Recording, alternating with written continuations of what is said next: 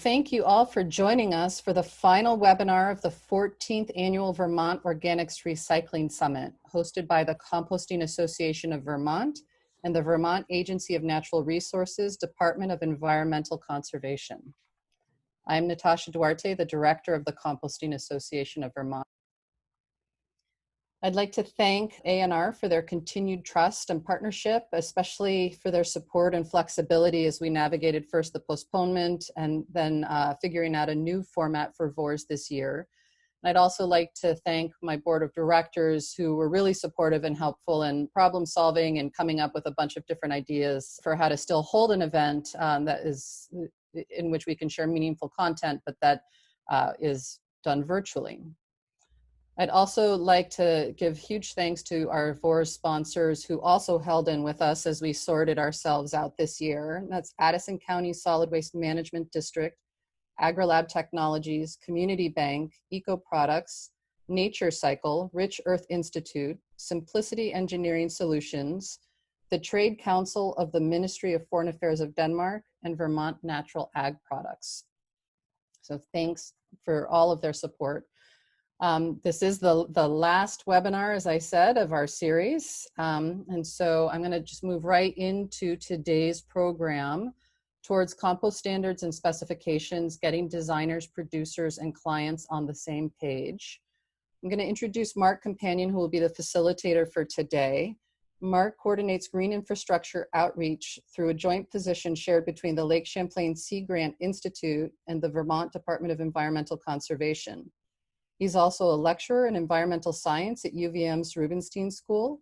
Mark has over 25 years of experience in water resources, ecological design, environmental education, and community development in the US and overseas.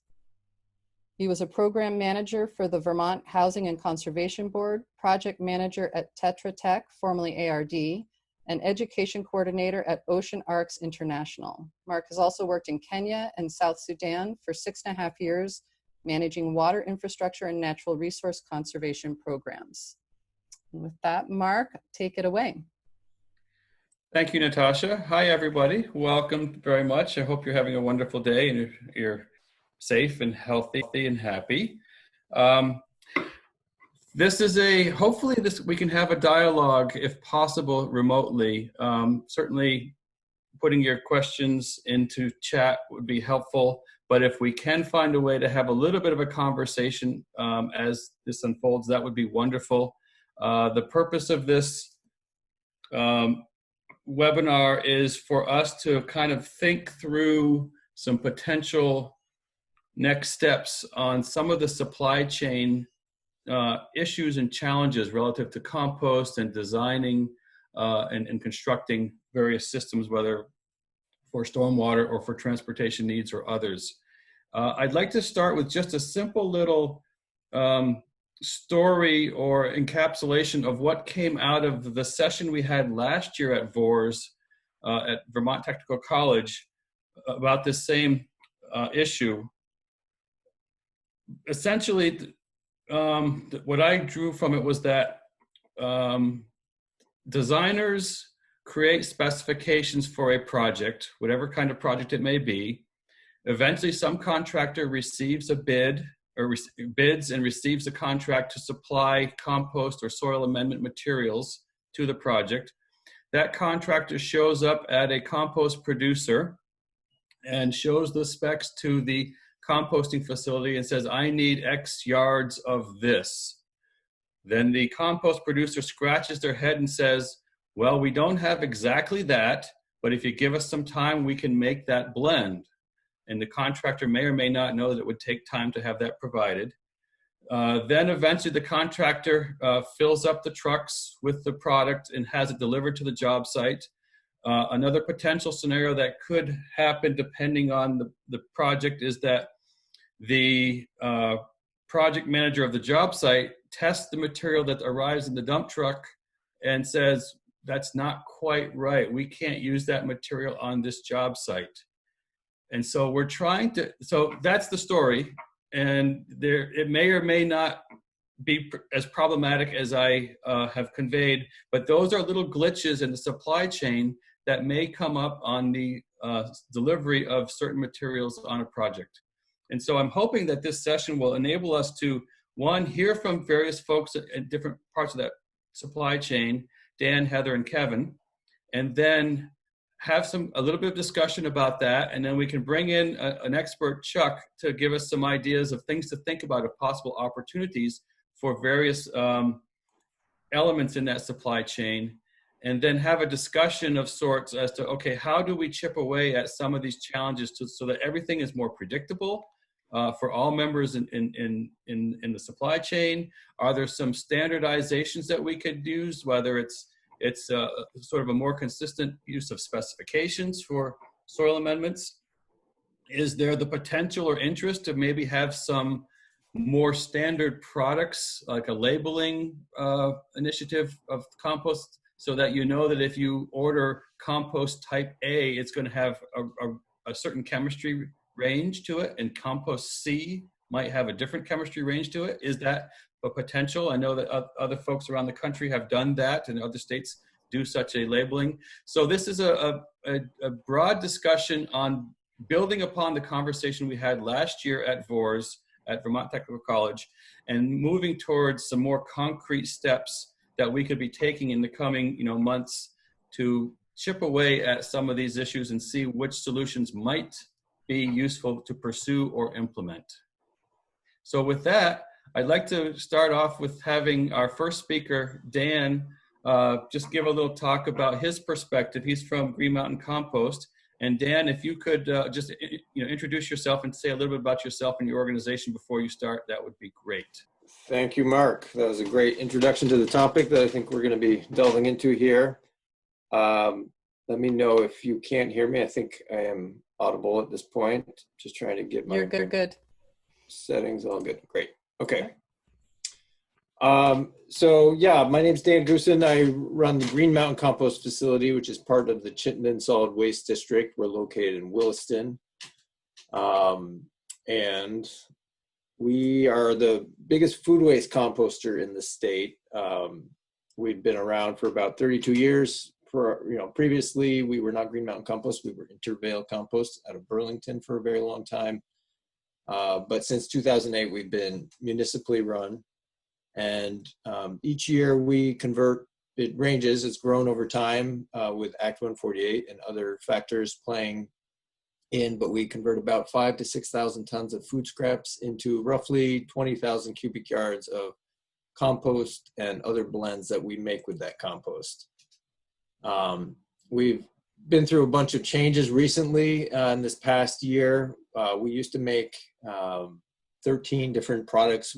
Our sales model was kind of a high-end retail or boutique compost and soil blends, planting mixes, and so forth.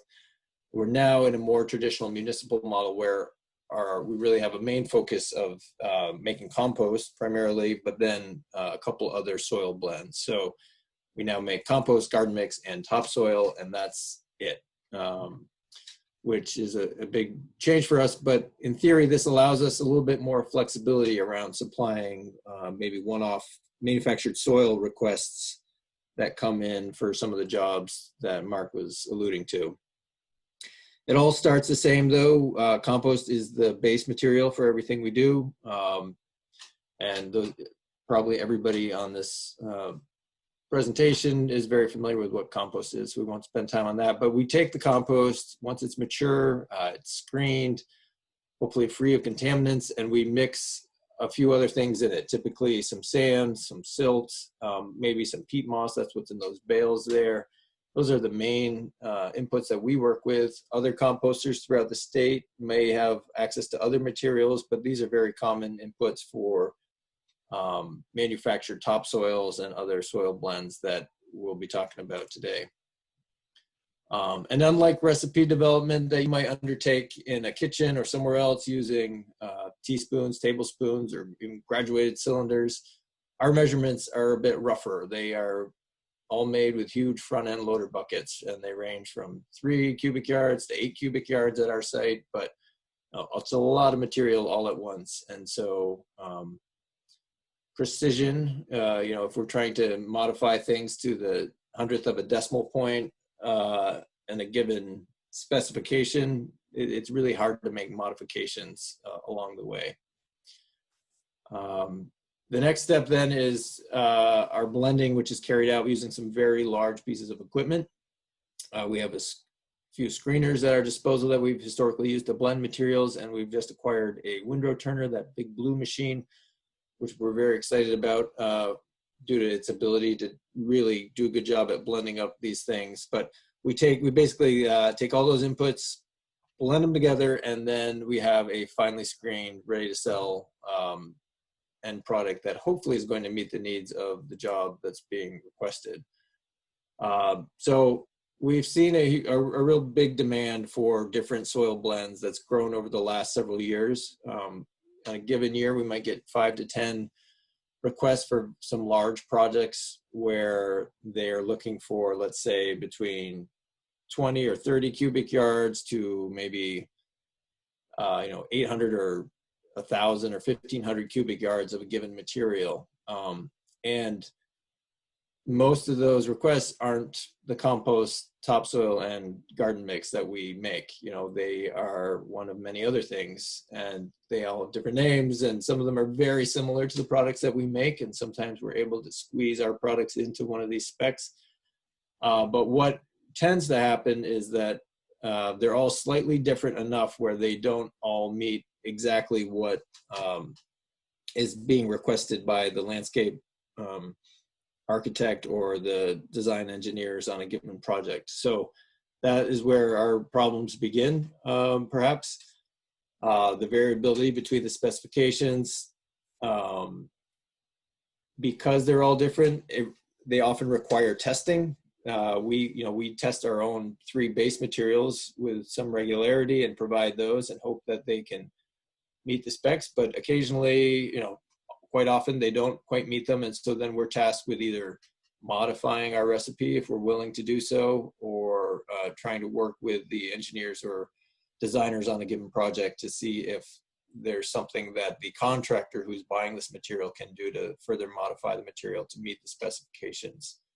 Another challenge is that the specifications, along the same lines, every job typically has a certain requisite pH, nutrient content, or not all of them, but some of them, nutrient contents, organic matter, particle size and distribution, salts. Phosphorus is a really big one on some of the water applications that we'll hear more about. And chances are our product, be it the compost or the topsoil or the garden mix, or many of the products being supplied by the other composters in the state, don't meet all of the specs for most of these jobs, and they require some amount of either negotiation or education or alteration, and it creates a lot of challenge. And it all starts with the fact that not all composts are the same. That was mentioned, or will be mentioned, that we're all making our products a little bit differently. The inputs are all a little bit different, and so compost is not compost is not compost. There's no standardization. And my point, hopefully to kick things off for the rest of this discussion, is that standardization would be great, both for compost as well as some of the soil blends that are more commonly requested. Instead of having 15 requests that are all slightly different, if we were all shooting for the same target, it would be a lot easier to have inventory on stock, have testing all done, ready to go, and be able to move these Vermont-made products to Vermont job sites rather than requiring inputs from out of state, which is often, or which historically has happened quite a bit, because particularly in the case of things like phosphorus, our compost just is not able to compost made in Vermont, which is typically based either in food waste or animal manures, is typically higher in phosphorus than is required for a lot of these projects at first blush anyway. So I think that's all I've got.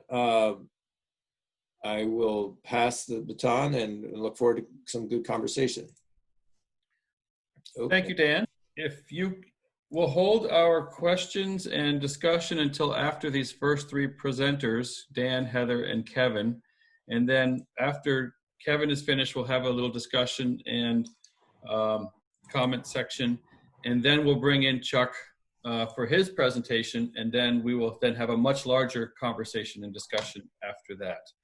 So Heather, would you like to introduce yourself and who you are, where you've come from, what you do? Thank you. Sure. Well, my name's Heather Vosien, and I work at the Vermont Agency of Transportation as the Green Infrastructure Engineer, which means I'm primarily focused on stormwater concerns and landscaping, and I work in the environmental section, which is all part of the project delivery bureau. So we're more in the design side of the agency and developing projects to go to construction.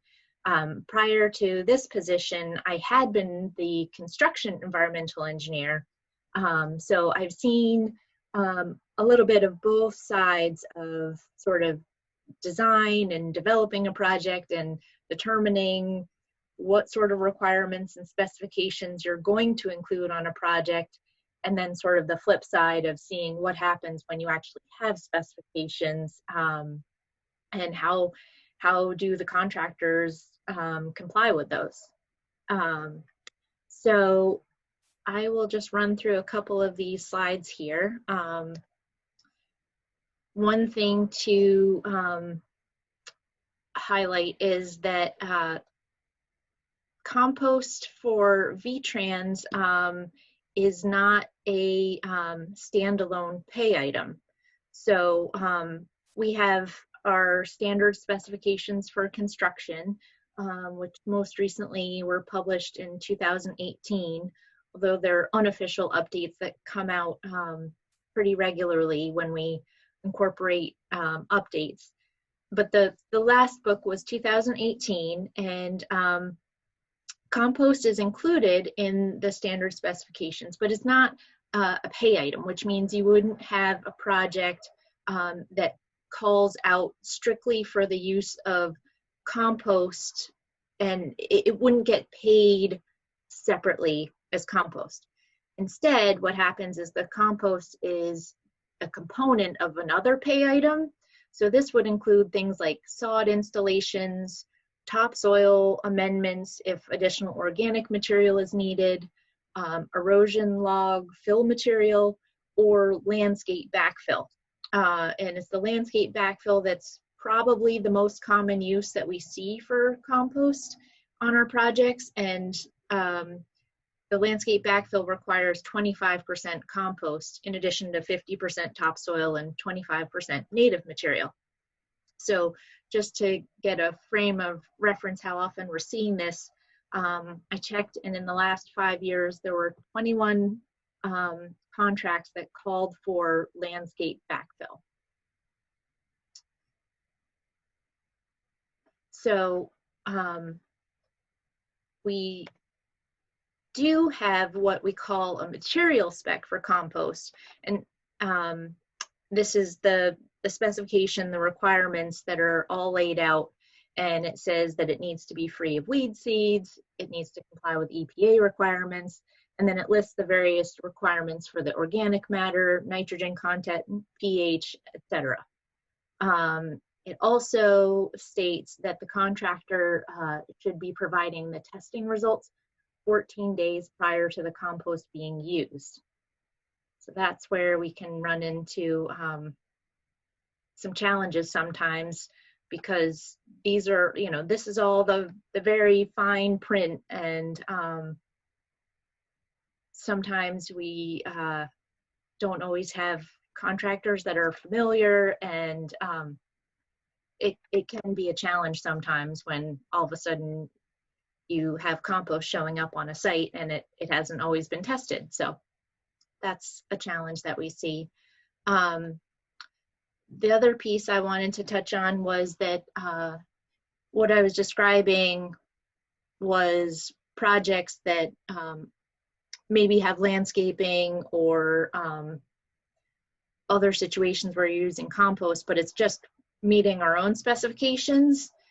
But then more recently, we have the what we still call the new 2017 Stormwater Manual.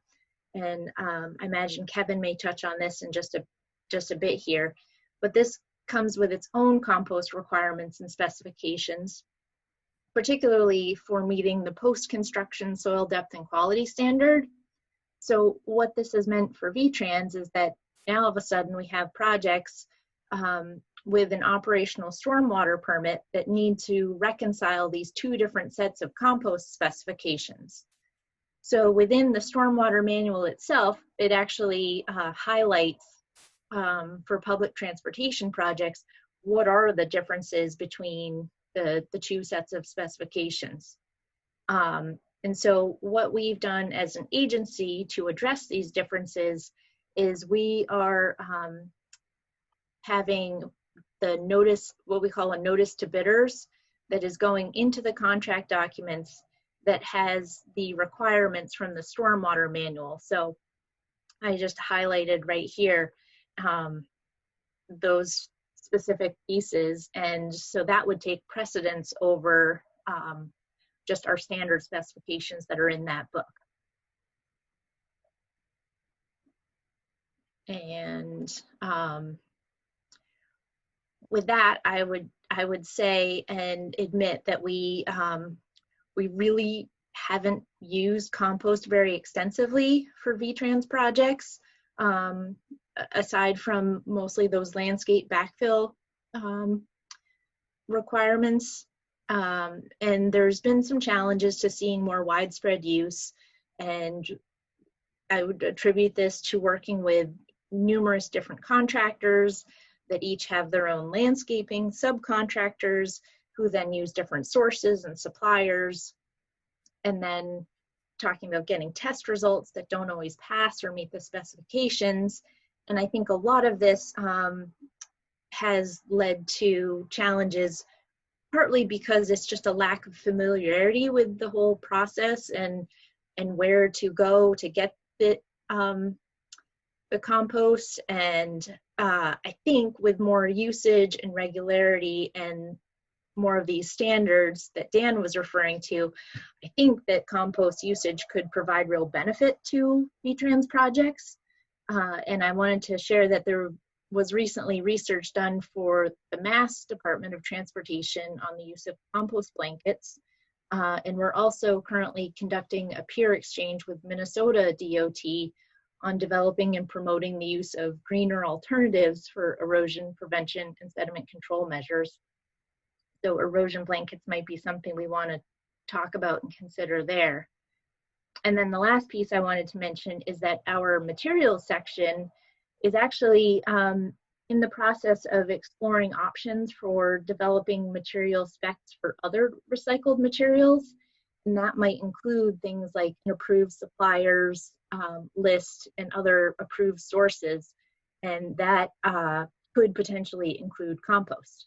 So I think that there's some bright spots on the horizon for VTrans and compost. With that, I will turn it back over. Thank you, Heather. For those of you who may have some questions, please put them in the chat box and we'll cover them after Kevin's presentation in a moment. For those of you who have comments and would like to say something, please raise your hand. Use the raise your hand option so that we can bring you in and hear what you have to, your comment. So first we'll start with questions via chat, and then we can have more of a discussion after that. So without further ado, here is Kevin Burke from DEC. Kevin, please introduce yourself and who you are, what you do. I just wanted to put a face to the name first for those that don't know me before I put up my slides. I work for DEC Stormwater Management Program. My role at the program has evolved over time.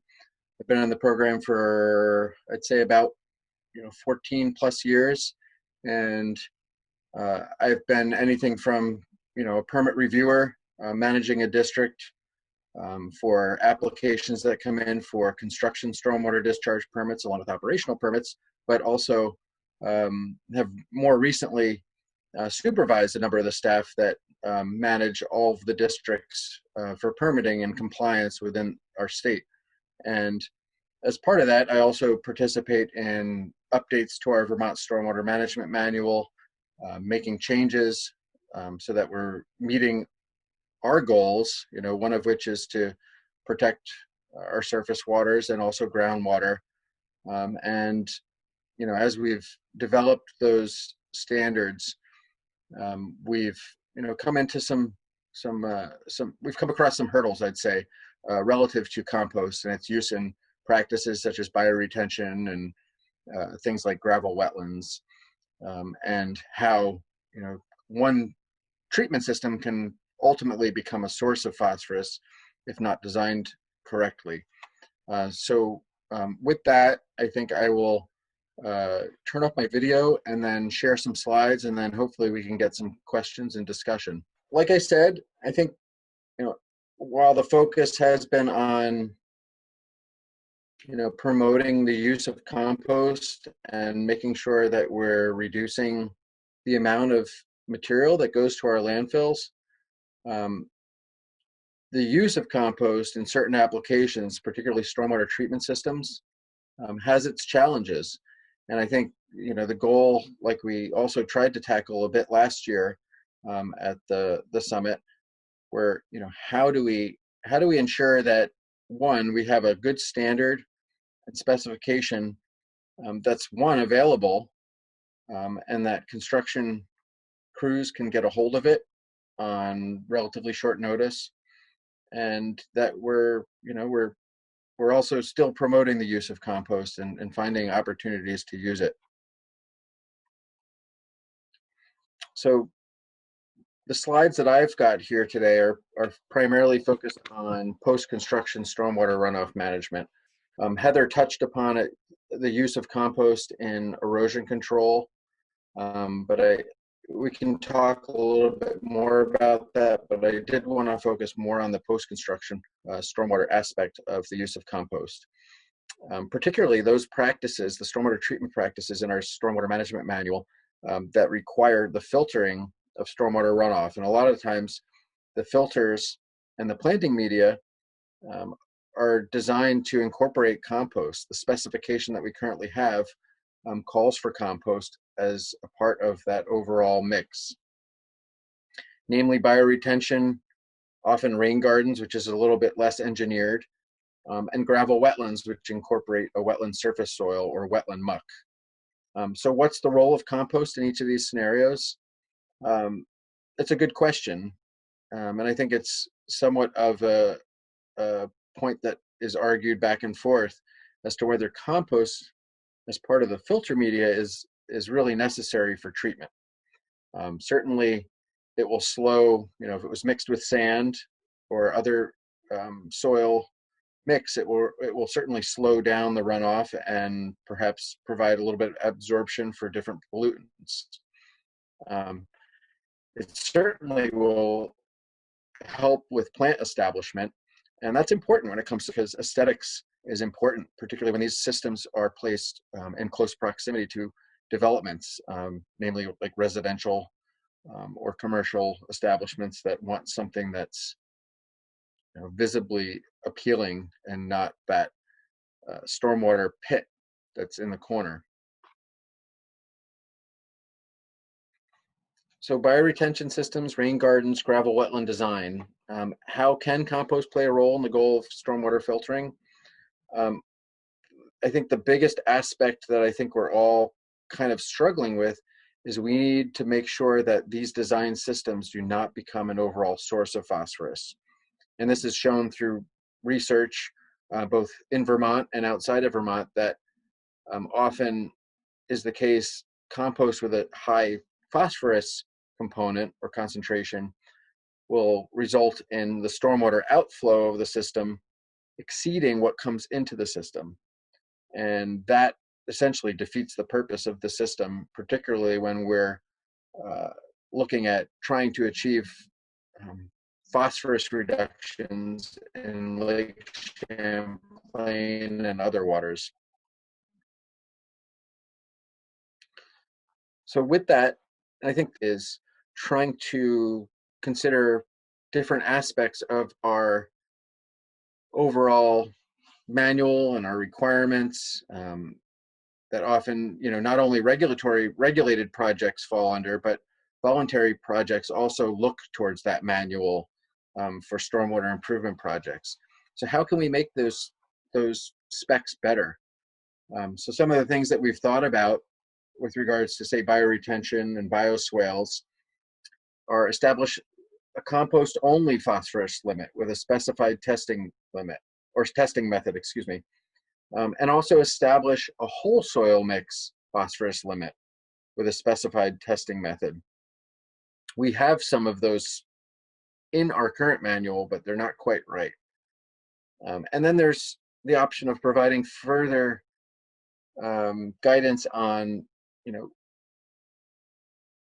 not necessarily limiting the use of compost, but phosphorus, and to allow sort of side dressing of plants so that you're not incorporating compost into the entire soil mix, but you're still getting the benefit of being able to use compost as part of your project, and even require it, so that when plants are, first put in following stormwater treatment practice installation, there is a source of nutrients for those plants to become well established. And then over time, the stormwater runoff coming into those systems will be sustained with nutrients that come right from the stormwater runoff. And then the other piece that I think is important to adjust, and perhaps Chuck will be able to shed light on this, is we've had difficulty because every compost is not the same, as Dan pointed out, and often they can meet one spec but not the other. And establishing a soil media specification that might consider more of a range rather than the maximum only will allow for more of these producers to kind of have a window to fit their product into, and know that it's going to meet their customers' needs when they come for compost for a particular application. And one thing that I've heard is that other states have also allowed for priority parameters. I would think phosphorus would be a priority parameter for us, but there might be secondary parameters like pH and salt content that might allow for a little bit more flexibility, and then perhaps allow for some field adjustment if, again, you're still up against not meeting those exact requirements. Similarly, gravel wetlands, we need to make not only changes to what that soil is, but we also need to ensure that these practices do require that there be a surface wetland soil. Currently, our manual is not explicit in that, but it's somewhat implied for functionality, because essentially the surface wetland soil is designed to be of very low permeability and hydraulic conductivity, such that the water actually will pond and then make its way down through perforated pipes into the subsurface gravel filter layer. But again, we don't know a whole lot about whether we should be establishing P limits also on the surface wetland soil. So I think it would be helpful to have some established protocols and testing that's consistent and sort of universal, and making it very easy for these producers to have this type of soil available when needed. The other option, again, is side dressing for plant establishment, and allowing for in the field adjustment. So with that, I think, the timeline, I think, is now. We've been kicking this around for the last couple of years. We've had, well, the 2017 Stormwater Management Manual is in fact new, relatively speaking, to the old manual. We haven't quite got there to make adjustments to ensure that we're, implementing a good design, and we're not implementing practices that are actually becoming sources of phosphorus. So I think the timeline is ASAP, and we've had draft guidance kicking around, but there's ways that we can sort of implement some interim requirements to ensure that things move forward sooner rather than later. One would be to establish interim requirements through procedure, and that's outside of the stormwater manual, but it is an avenue for our program to pursue sort of an immediate change in order to address a particular problem. And then update our stormwater management manual design guidance. Essentially, the manual comprised of requirements and design guidance. While the guidance isn't required, it would certainly guide folks in the right direction to ensure that we're all on the same page. There might be an opportunity for some of our local municipalities, particularly our MS4s, to implement local stormwater design requirements ahead of the state that would ensure that, you know, systems that they might be managing under their stormwater utility move forward, and you know, are systems that are going to operate the way they want them to be and get the pollutant removal that they want them to be. And then, you know, going from there, stakeholder involvement for input on a formalized update. So in order for us to formally update the stormwater management manual, we actually have to go through rulemaking. So that takes a little bit of time, but there's certainly some steps that we can take leading up to that to ensure that we address perhaps the problem associated with, you know, making sure these materials are available and that they're the correct materials. So with that, I will turn over to Mark.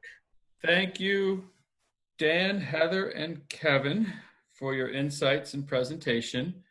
Those of you who have questions, please put them in the chat box, and then Natasha can read them off to us. If you would like to make a comment, you're welcome to either put it in the chat or raise your hand, and then we can hand over the microphone to you to hear you speak. It's your choice. And then we'll have a little bit of discussion if people are interested, if people raise their hands and want to discuss something, or if not, we can move straight to Chuck and hear from him as to how other states and folks are addressing these issues. So any questions from the chat box? I saw one. Yeah, I'll do them maybe in reverse order, just because the last one that came in was for Kevin, and then we have a question for Heather. So Kevin, can you talk a little bit more about the side dressing of phosphorus application and how is the phosphorus applied in this situation? And I think you were talking about side dressing of compost, but maybe you can clarify that point. Sure. Yeah, that was my intent, and I may have misspoke, but the intent was to allow, you know, for example, instead of having a bioretention system with, say, compost mixed through the entire filter bed, which could be anywhere from 2 to 3 feet, you know, maybe even greater depending on the application. But in this case, it would be that we would allow for the soil mix to be developed absent compost, but that they would be required to use compost as part of their planting. So each plant requirement would be, each planting would incorporate some compost to ensure the viability of the plant and establish the planting going forward. So rather than incorporating a whole lot of compost into the entire soil mix, you're really just side dressing with compost. You're not fertilizing the plant with a direct, you know, phosphorus fertilizer. Great, thank you. And so there would be pockets of compost around the seedlings. Essentially, that was one thought, which, you know, particularly in the sensitive watersheds where phosphorus is a concern, that would probably limit, you know, how much phosphorus ultimately contributes long term. And, you know, I think needs to be more research done. There's no assurity of that, but there's research that suggests that when compost is mixed throughout the entire soil mix, even below the plant, you know, even below the root depth of where these plants are feeding, that it becomes a source. So we're trying to look at other perhaps ways to still incorporate compost and make use of the biosolids that, or the organics that are out there and available, but, you know, not become a source. Great, thank you. And Kevin, one more question for you. Is there a standard time frame for the rulemaking for the, you know, like, so there was the updates to the stormwater manual in 2017. Is that something that happens every 10 years, or is it on it? What triggers that, I guess, was the question. The rule, the Stormwater Management Manual, which was adopted through rule, does specify that the department must sort of revisit and evaluate whether we need to update or make changes to the manual every 5 years. So that would be essentially 2022, roughly. We would hope, because of some of the things that we missed in the manual, to revisit that sooner, potentially in the 2020-2021 timeframe. That would be our hope, really, to get out ahead of, not necessarily wait the full 5 years, but there's a lot of other changes in the manual, things that, whether it be corrections or things that were missing or left out. Sure. We would like to do that sooner rather than later. Okay, great.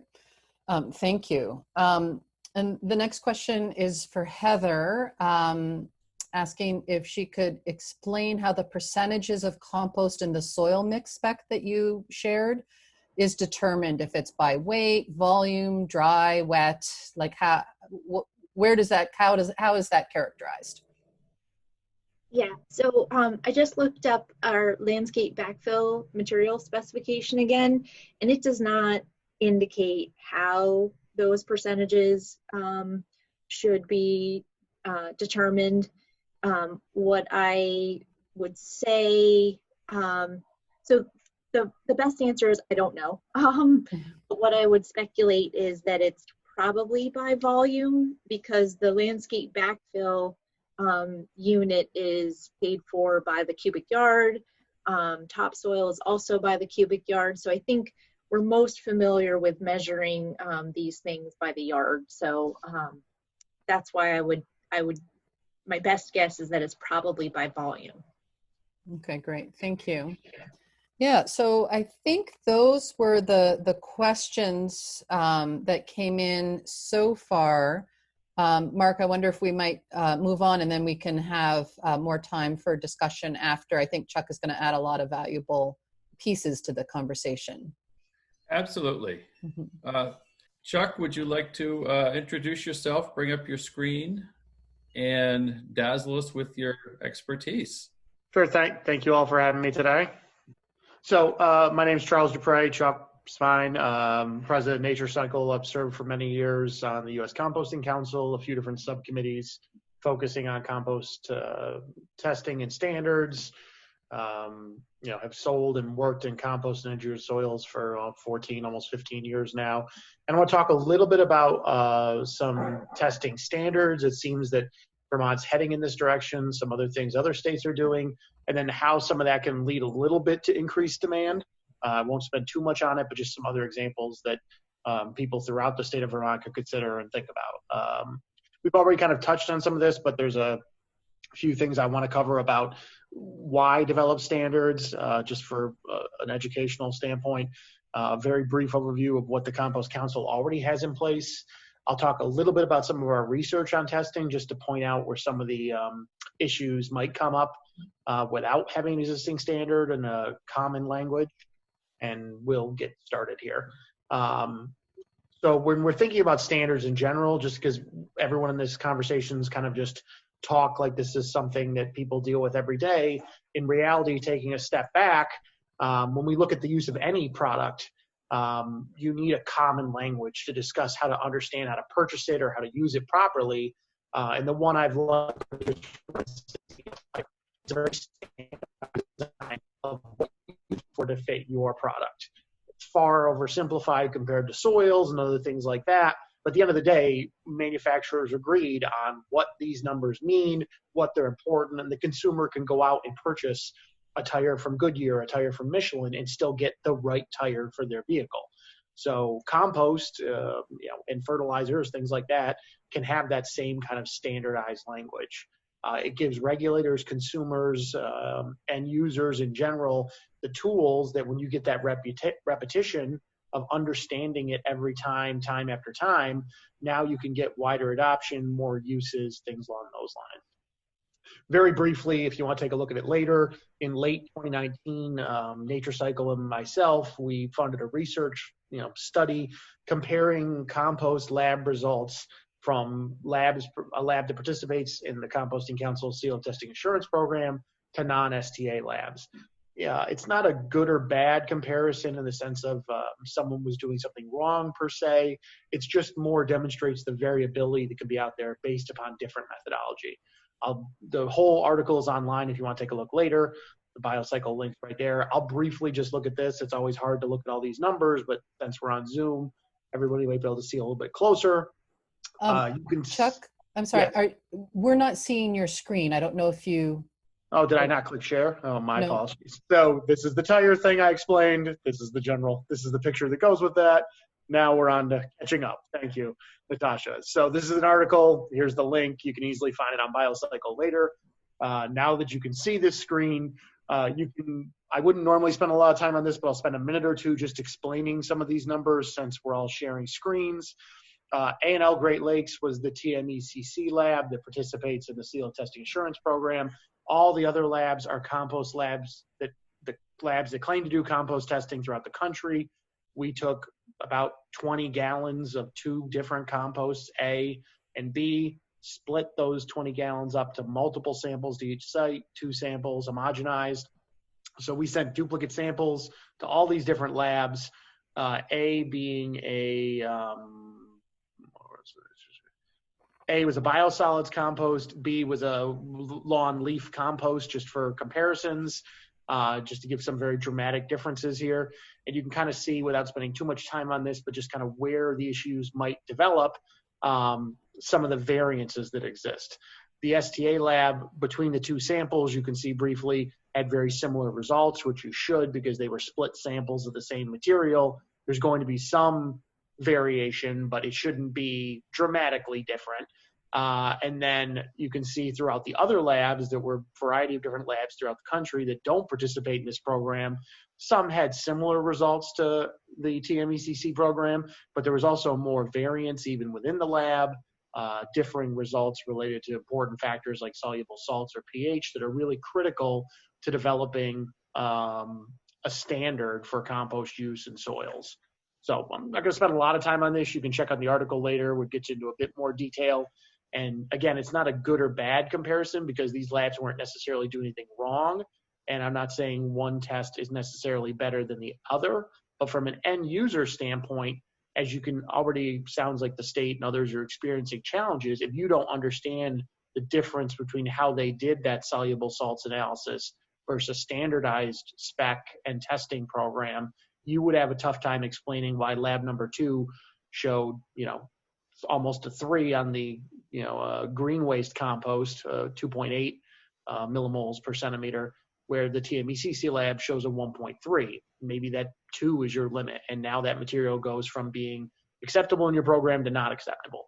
So just differences in methodology that isn't always clear, especially to the end user that wouldn't have the time to dig into these type of details or expertise, really. So there are other standards and concepts out there. We've all heard of OMRI and the Organic Materials Research Institute. They don't have, I would say objectively, their level of testing is not as rigorous as something like an STA. They do 4 or 5 factors a year on a once-a-year annual basis. It's not as thorough a program as one might like for a commercial application where you're trying to build soils or things along those lines. It's more for their own internal controls. And then there are other things like Solvita, which is a field test more than anything that you could use on your compost, but it only deals with one test result. And in the Northeast, there are other universities doing their own packages and combinations of materials. So, there's different ways you could approach it. But again, it would be understanding and thoroughly interpreting that data relative to what you're trying to produce at the end, which without common language and standardization could be quite challenging. So very briefly, I've talked about this in the past, but I'll highlight it today. One way that standardization could come about is through the Seal of Testing Assurance Program, something other states have adopted widely. In the late 90s, about 9 scientific working groups spent a few $1 million developing the test methods for the examination of compost and composting. They didn't really invent anything new. They looked at the existing scientific research on compost and soils and put together the best available methodology that then could be used as a standard of design. So they had different working groups, one for metals, one for pathogens, one for agronomic factors, that looked at research, put together testing, made recommendations, and then put together something that the EPA then published as an official document to say this is something we consider important. And behind all that is another level of checks and balance that played into our analysis from that research paper, little article, was the CAP program. So one of the benefits of STA is that behind the entire program is the Compost Analysis Proficiency Program. So there's a director that the council hires that's testing the labs on a quarterly basis, sending split samples, basically like Nature Cycle did, to the participating labs to make sure they stay within the guaranteed parameters. Again, not to speak ill of a lab, but for soils, for manure, there's similar programs. So if your lab is testing manures in Vermont, UVM, they're probably participating in the manures certification program. I forget the exact name, but there's an outside party monitoring that their results are coming up in a consistent and reasonable range, analyze it statistically.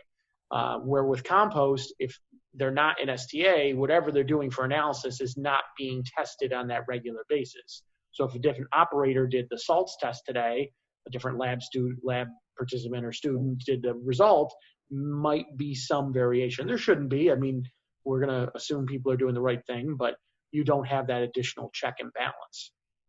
So out of that TMECC comes the CLA Testing Assurance Program. All it is picking methods and putting together a package of those methods, which the TMECC contains hundreds of that aren't necessarily in something like a test report. They've got all kinds of specialized methodology that isn't necessarily useful for every day, but that big book of tests becomes the STA program. I'll show you very briefly what one of these data sheet looked like recently. Again, there's a lot of data behind all this, but the nice thing here is the presentation, 1-page compost technical data sheet that then you could compare to your specification or design or your soil needs and adjust from there. Gives you a lot of important factors.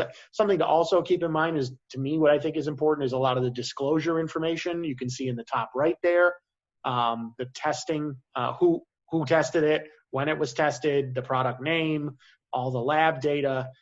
This information then gives you a real chain of custody you can follow to say, I know when it was tested, I know where it was tested and where it was produced. Just something to think about. Again, you could institute your own similar programs, but there is an existing one out there.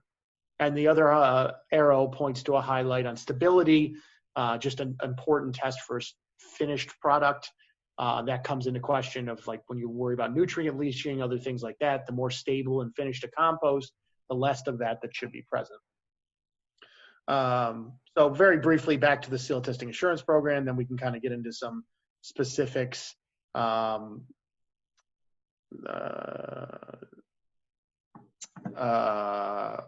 what we can do to move things forward or look at options for Vermont. The program doesn't actually require you to be enrolled in as a member. You could just go in and enroll. We have a lot of STA participants that aren't necessarily members. They are, you pay a small differential in the cost, but you're not necessarily required to be enrolled. There's a small facility fee for very small producers that we've even recently talked about on my subcommittee that oversees STA, instituting an even lower fee for someone that might only produce 500 tons a year was kind of the number we've been discussing. It's required testing on a regular basis, so that part of the spec that seemed to be a holdup for VTrans with testing within a certain time frame, that could be addressed because you're just required to test on a regular basis anyways. So if you're not testing at least quarterly, then you haven't been keeping up to date with the program. Also, that there's a variety of labs in the Northeast available, and there's other states that currently use this standard, like New York.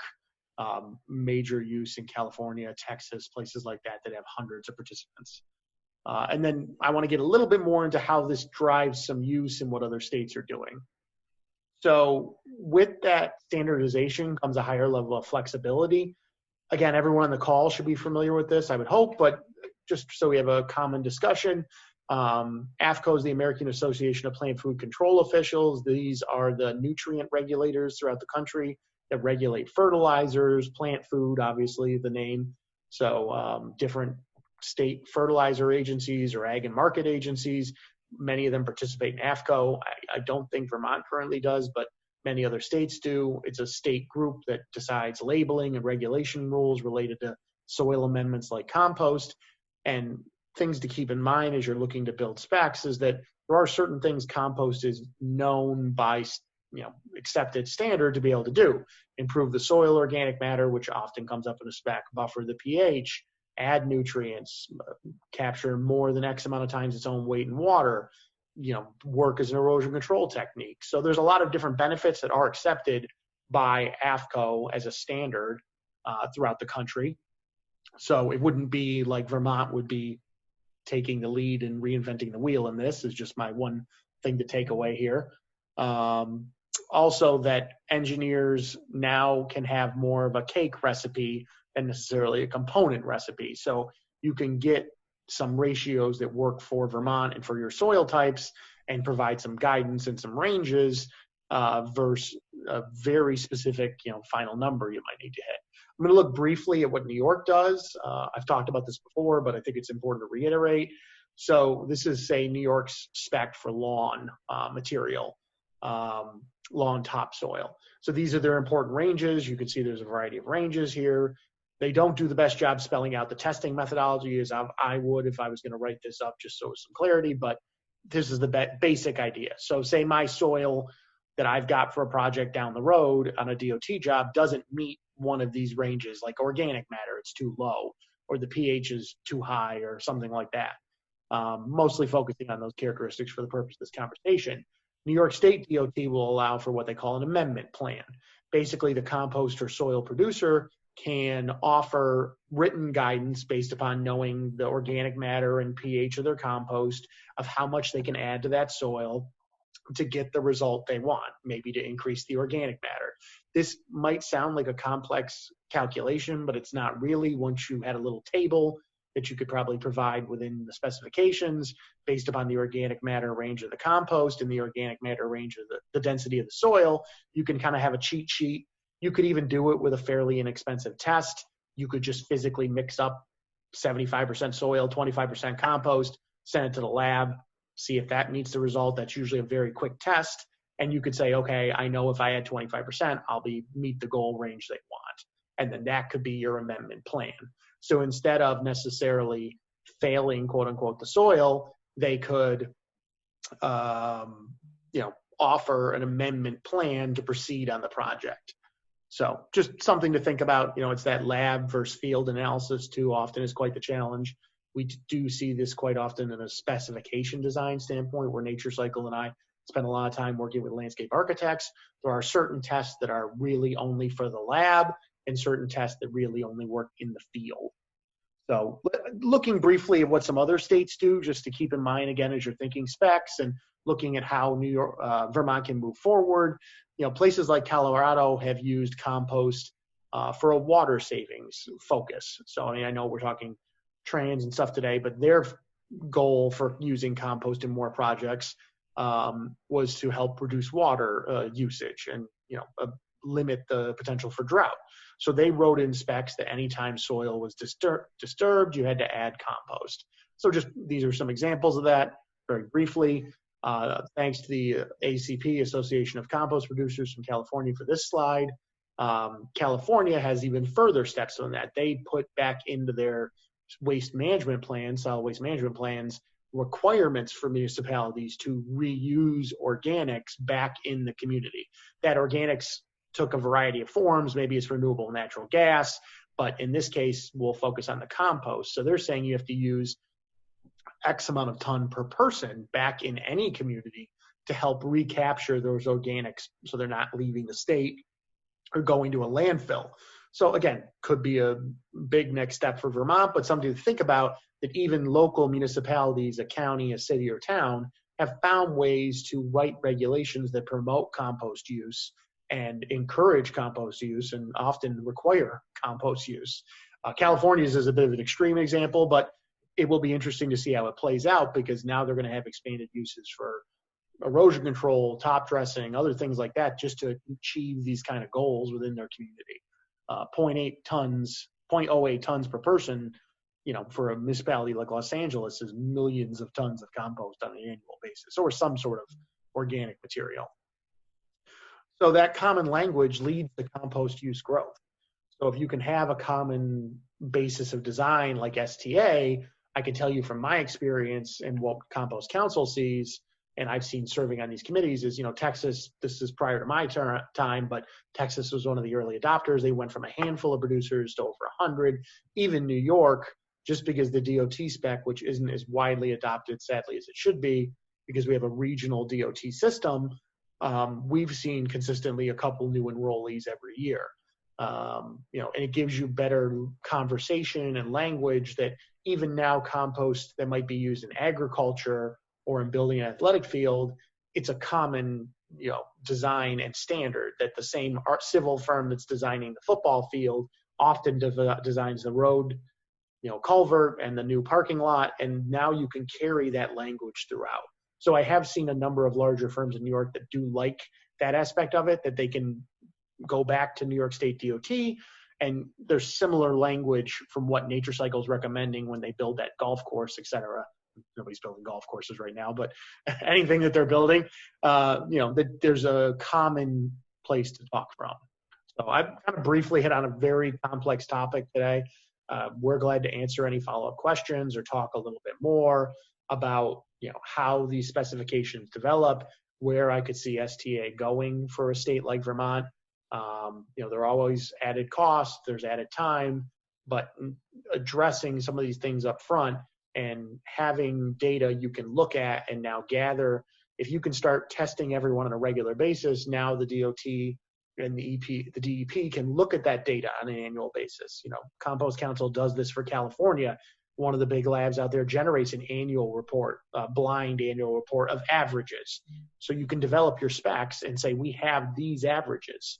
We know where things are happening. The compost being produced is often within these range, so we can tailor our designs to meet the available ranges. So California tries to stay within their, accepted ranges. So I appreciate everyone's time today.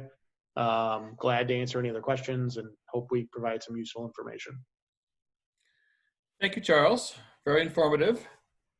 So reactions, thoughts, ideas, suggestions, whether for Charles or Dan, Heather, or Kevin, does any of this make sense? Anything we want to find more information about? Any sort of questions we want to get answered as we consider whether we want to move down such a path? So let us know. Thoughts, questions in the chat box. So let me just jump in. Brendan shared a comment and a question. So the comment is, because phosphorus and other nutrients occur in multiple forms of varying solubility, standards could consider more stable versus bioavailable forms. And this approach may allow product developers to create a suite of balanced compost recipes which provide long-term plant fertilization effects while minimizing the environmental leaching for different soil types and applications. And then he asks, do others believe this approach would be useful or simply further complicate the process? And I'm really glad that got brought up, because that's a conversation and question I receive a lot. So Chuck, I don't know if you want to start first, but I'd be happy to hear from. We've actually literally just had this conversation on Compost Council. It's something we've talked about a number of times on standards and practices. Water extractable phosphorus versus phosphorus in general. So we're probably within the next few months, we'll be releasing a preferred test methodology for water extractable phosphorus to really narrow in and look at phosphorus that's a potential problem in compost versus compost that is the phosphorus that isn't very liable. Certain metals increase in the compost, aluminum, iron, that phosphorus becomes more bound quite often. So what's the balance of those materials, and what portion of that said compost is water extractable versus just total phosphorus?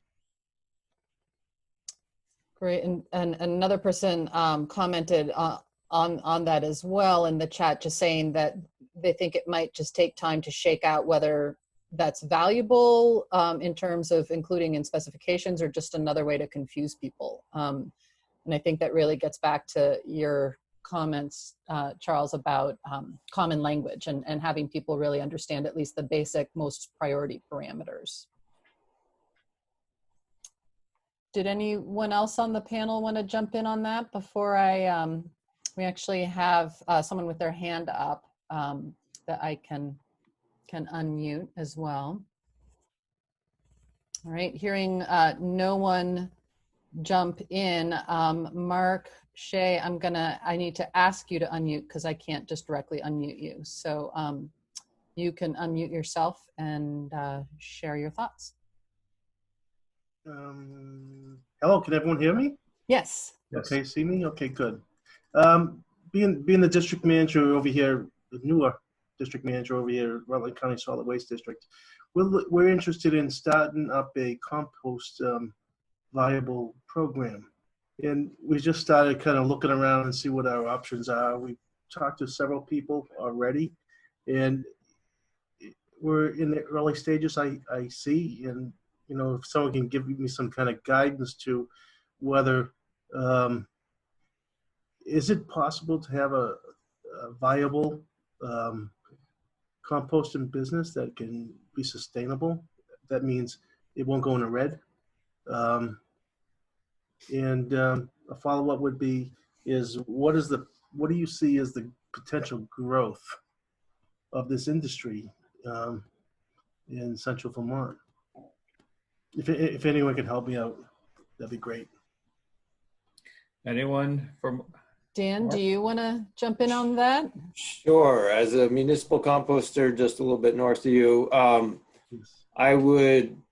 often say that composting is not a money-making entity or not a money-making business in Vermont, and probably won't be for a good while. And most of that, I mean, there's a few things that are the reason there. One of them is our weather. It's hard to operate things 12 months out of the year when we get such cold temperatures, but probably the biggest reason is scale and geographical distribution.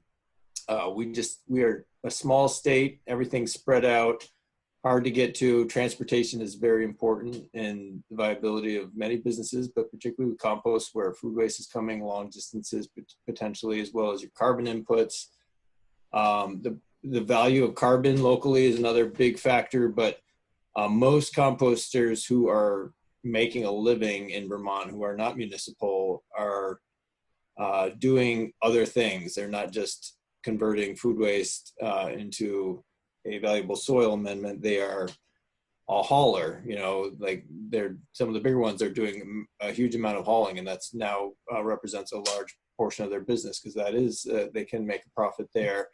Other ones are focusing entirely on value-added products, so they make compost, but most of the revenues are from blending high-end value-added products and shipping them out of state, or just value-adding via mass production of bagged products, for instance. So it can be done. Composting in and of itself is a simple thing. Those of us who do it in our backyard, it doesn't take a lot of technology or infrastructure to get going necessarily, but to do it even at a state scale, statewide or a regional or local municipal scale to solve everybody's problems, it's my opinion, there are other solid waste folks on this call who might pitch in and have different responses, but I would say, yeah, it's not going to be. It's a challenge to make it work without some subsidy. How do you see the growth of it? Is there a chance that you can see maybe as you're dealing with your numbers, it sounds like you're in the red. How long would it take for you to get out of the red, and what is the growth each year you expect, I guess? We're actually heading in a good direction on that, and we've been reducing our expenses significantly year over year, and just had, like everybody else selling compost in this country, had an amazing sales year this past year. I see Athena's video coming on. She's probably gonna want to give the Wyndham story here, but the growth, there's food waste out there that needs to be dealt with, and there's lots of things coming online that are going to deal with that. But there, in addition to just dealing with compost on the front end, you also have to deal with it on the back end and know that you have outlets for your finished product, and that's one of the things we're working for. But I'd be happy to chat more offline at a different venue. And that would be great. Thank you. Yeah, thanks.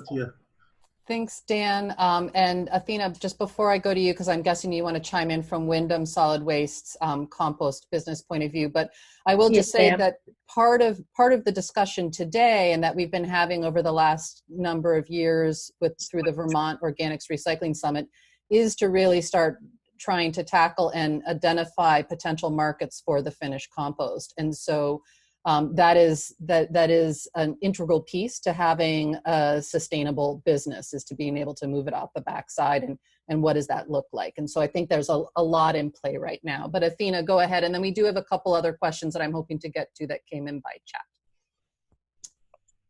Hi, our compost operation is sustainable. It is a cost center for our district. And so happy to tour and talk with anybody about how we move our compost, what we charge for tipping fees, how we accept food scraps. We have no trouble getting rid of this stuff, and it is wonderful products. So just give us a call down at the Wyndham Solid Waste Management District. Thank you.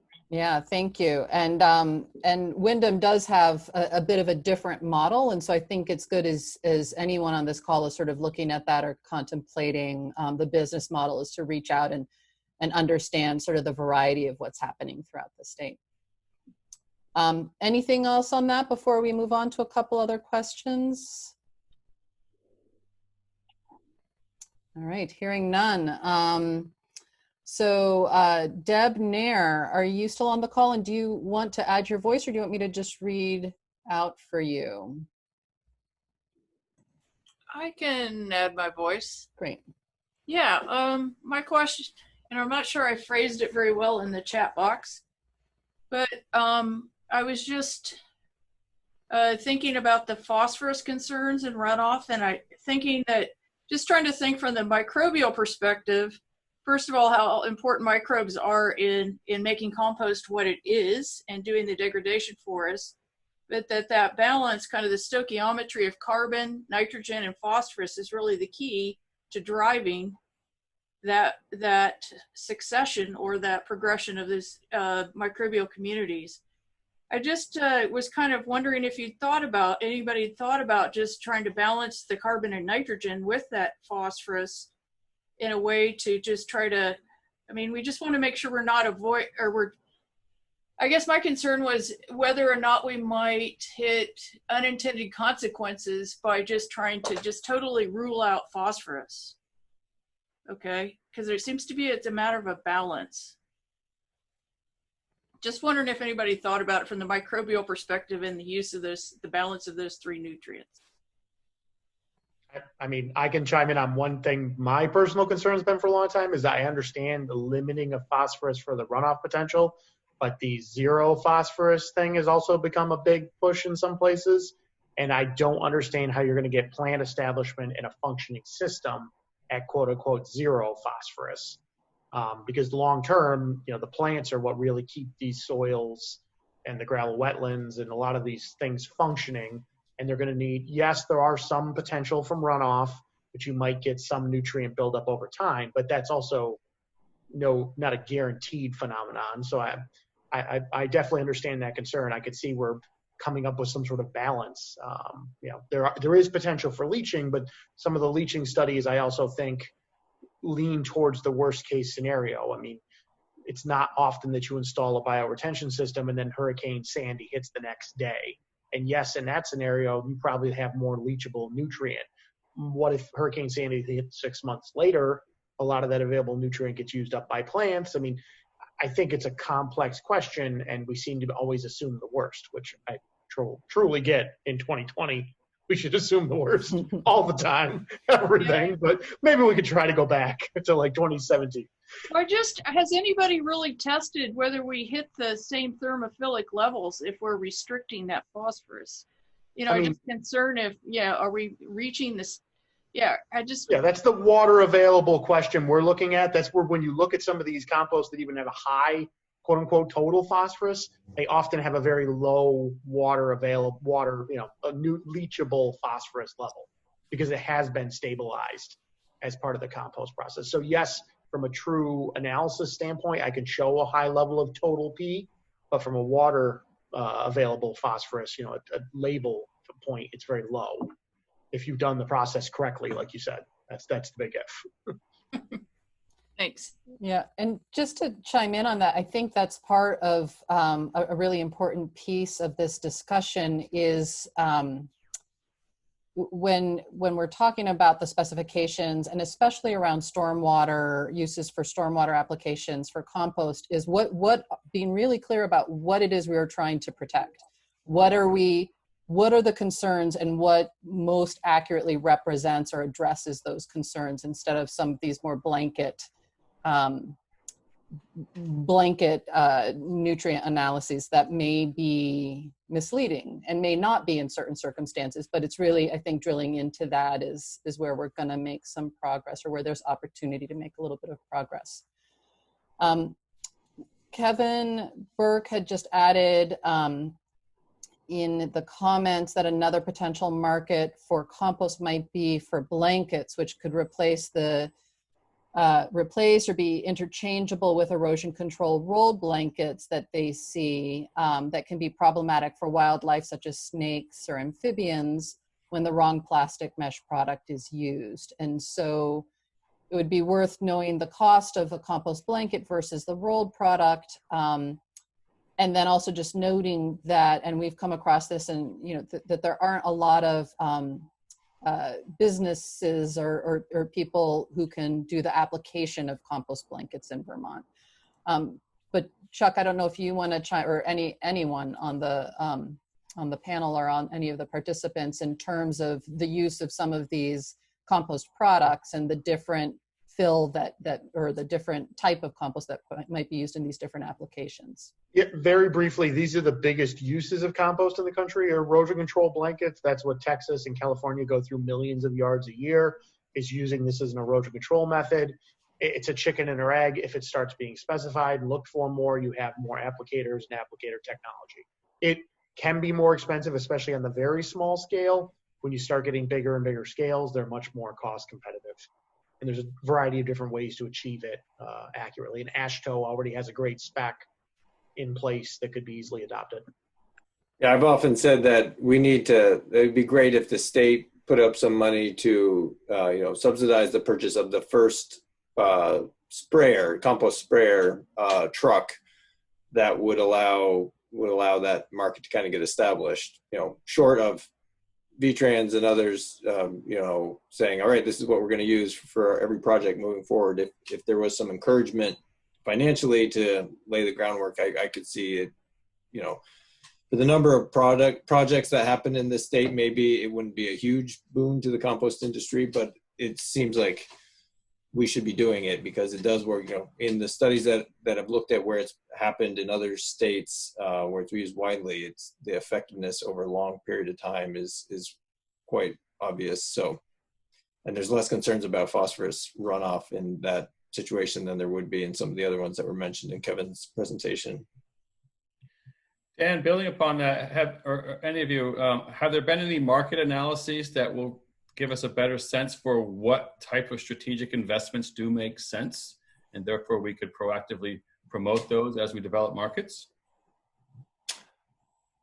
Not that I'm aware of. That would be a great thing for, I don't know, A&R to take on, or maybe even, I don't know, a state agency. Yeah, I mean, maybe that's one of our next steps as we try to get a handle on the market potential of various products that we're not doing, just to see what makes sense. Yeah, I think that's sort of a third piece. We've talked about sort of the cost of getting into programs like STA on the compost producer side. There is some, although the STA program does have a bit of flexibility, as Chuck indicated, in terms of size of compost producer and what the cost to sort of get established in that program. But regardless of the program for standardization, I often have the conversation with compost producers around the state in terms of like, well, is there going to be a market? Like, is it worth it? And so that's part of why we're having this conversation with the state folks as key stakeholders to try to move it forward. Sort of the specifications and the standards, what would they see? Would they integrate that if we did adopt the standardization for compost producers, or sort of come to some common agreements around that? And I see that being the same almost as for the businesses that might do the application, or the blower trucks, or because they also, it's a viable business model if there's going to be demand, or if that service is going to be called for. And so I think that all sort of needs to somehow move together. I was just going to chime in to say that in my understanding and experience, we have been stuck in that chicken and egg situation. And to my knowledge, we don't have statewide blower trucks available to put in a compost blanket. But I think that's where like the Mass DOT research that was just done can help advocate for and promote that use. And if there's some way to harness a grant or something else to purchase a blower truck where you can do some more demonstrations and build usage that way. I know, when it came to like hydro seeders, that was pretty rare. Vermont, I think, was pretty far behind some of our surrounding states in using hydro seeding technologies 10 years ago or so. And now, it's much more common, and they've found ways to put, a setup that's just on the back of like a pickup truck. And so you can get smaller contractors that have the capabilities and know-how. So I think we just need to go through that evolution here as well. Great. And I have, sorry, was someone else chiming in? I just had a quick comment. I'm wondering if we are approaching a sort of critical mass phase with, Act 148 and universal recycling, and the potential for having a lot more compost available in the state. Where is it going to go? What are the best ways to apply it and develop new products and new business out of it, and also workforce development? Yeah, I want to just read a couple comments. One from Kevin Burke that addresses some of what you just said, Mark, as well as just the conversation. And Heather, you're thinking about like, how can we harness funding? He shared that he believes the Vermont government has funded equipment such as street sweepers, vac trucks, grading equipment under block grants. So perhaps something would be possible, like Dan was suggesting, like how can we sort of encourage or procure our initial equipment to do some more demonstrations and trainings. And then he also shared that vac trucks for catch basin cleaning have been shared by municipalities. And so there may also be some opportunity for partnership among municipalities there. And I recognize that we're just approaching 2:30 here. I did want to get in a comment made by Josh Kelly from Vermont DEC.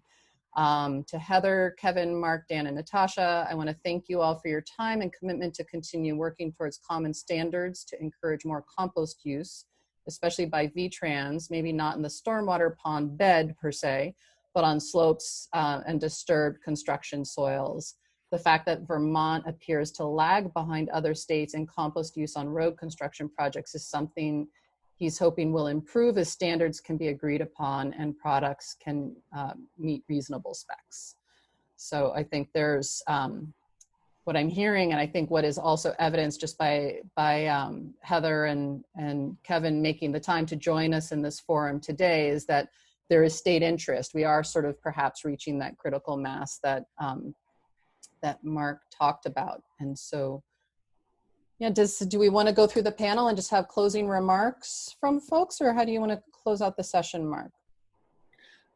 We could do that. I just think it would be helpful for a few of us to get together and identify what some next steps may be. Maybe we begin to explore economic potential and market aspects, as well as potentially organizing ourselves to apply for a grant or grants to get any equipment that might be useful based on our market analyses.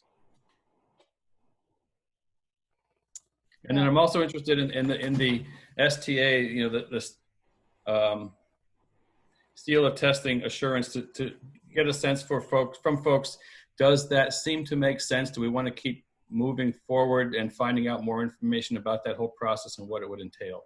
Because it may actually streamline things for some folks, make the whole process, the supply chain, more predictable to a number of different actors, but I'm not sure. I'm open to having more conversations about that. And I'm done. All right, yeah, I would just add in my closing here that I just checked the STA website and to confirm, but Green Mountain Compost is the only STA certified compost in the state, and I wish it were not that way, because I think that would be a great step forward. I think, you know, we could hear from Heather and Kevin if they would agree, but if they could just say, if they could spec STA certified compost, then they know what they're getting every time. And, you know, if they could follow the methods that they use in California that Chuck was describing, that would be fantastic, and say, okay, this is what Vermont produced compost looks like. This is what we want to use here in the state projects, and therefore here's the spec that we're going to use, and it's U.S. Compost Council seal testing assurance certified compost. Yeah, I think that would be great. Yeah, and I think that other compost producers in the state have reached out to me to learn a little bit more about STA, and so I do think that one potential next step for this group would be to have a webinar, or depending, maybe a small in-person socially spaced outdoor event and invite Chuck to give us, you know, like drill in more to what that would look like. What are the steps for Vermont compost producers to get on board with STA? And I'm not, by no means do I mean to endorse this is the only program that's out there. I think Chuck did a nice job of presenting other ones, but it is certainly a nationally recognized one that a lot of other specs refer to, and in the vein of not reinventing the wheel, that may be a good way to go. And I do know just from individual conversations that people are talking about STA and wanting to learn more. And it goes beyond the state regulators. Once this is out there, now you can talk to the landscape architects and the other end users and give yourself even a network. You know, Dan and Green Mountain and have done a good job leading the way in that, but now you could even have, you know, commercial interest to use this standard because the state adoption, and continue to grow that. So I mean, just, you know, it's not that the state wouldn't be great, but there's even more potential to have like something that you could, you know, further promote as a group. Yeah, and provide that common language for the landscape architects, the engineers, the regulators, the compost producers. Great. Well, we're just a little bit over. Heather, did you want to get in? I know Mark just texted me on the side saying that he had to jump off for another meeting, but Heather, did you want to also give you the opportunity for next steps or final ideas? Nothing specific other than to say I look forward to coordinating on these next steps, and I think that yeah, we are open to figuring out a path forward to see more usage. Great. Let's create a movement called Next Gen Compost in Vermont. Discussions and brainstorming sessions, and see what kind of opportunities might be out there and what are the low-hanging fruit. Yeah, and if anyone on the call and any of the participants who haven't chimed in or who are just interested in learning more and getting more, you know, becoming more of a partner in the details of this conversation, please feel free to reach out to myself or Mark and with any ideas for next steps. And we can compile those and sort of create a small group to move some of this forward and report out. Or if you just want to stay more informed, we can do some of the heavy lifting and then report out to a slightly wider community as well. I'd like to close by just thanking all of the participants and the panelists as well for joining us today. And I think many of you as well have been on the other VORS webinar series that have been happening throughout this week. Again, thanks so much from the Composting Association of Vermont for helping make this new virtual VORS experience as successful as I think it has been. So thanks so much, and look for that email for the survey and notification that the recordings of the webinars are available. And thank you, Natasha, for all your awesome work.